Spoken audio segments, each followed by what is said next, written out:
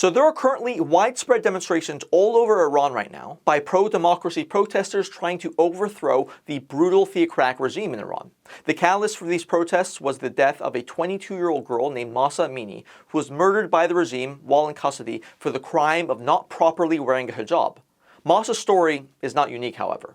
This is how the medieval Islamist Iranian regime routinely operates. Throughout the last few years, the Iranian government has murdered tens of thousands of protesters and peaceful political activists, many of whom were just in their 20s. But it's not just the Iranian people who suffer from this. The regime funds terrorist groups around the world that kill innocent civilians.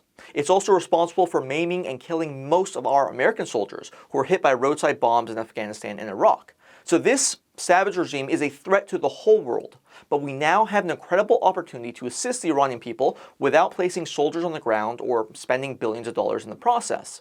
One of the things America could and should do right now is ratchet up sanctions against the killers who run this regime. Currently, there are no sanctions against even the Iranian president, who is such a monster that before coming to office he was dubbed, quote, the butcher of Tehran because of the number of peaceful activists he executed. But instead of standing up to the mullahs of Iran, President Biden is negotiating with them and offering to ease sanctions on the nation if they agree to sign a new nuclear agreement. And this is just absolutely insane. Iran's leaders violated the previous nuclear agreement they signed with Obama and used the billions of dollars they received from that deal to enrich themselves and fund more terrorist operations across the globe. Unlike the brutal terrorist regime that rules the country, the Iranian people want to be our friends. They want the liberties and freedoms we enjoy here in the United States. It's time we finally support them. Like this video, follow me, Ashton Cohen, on YouTube, check out my podcast, Electile Dysfunction, and go to genbiz.com for more great content.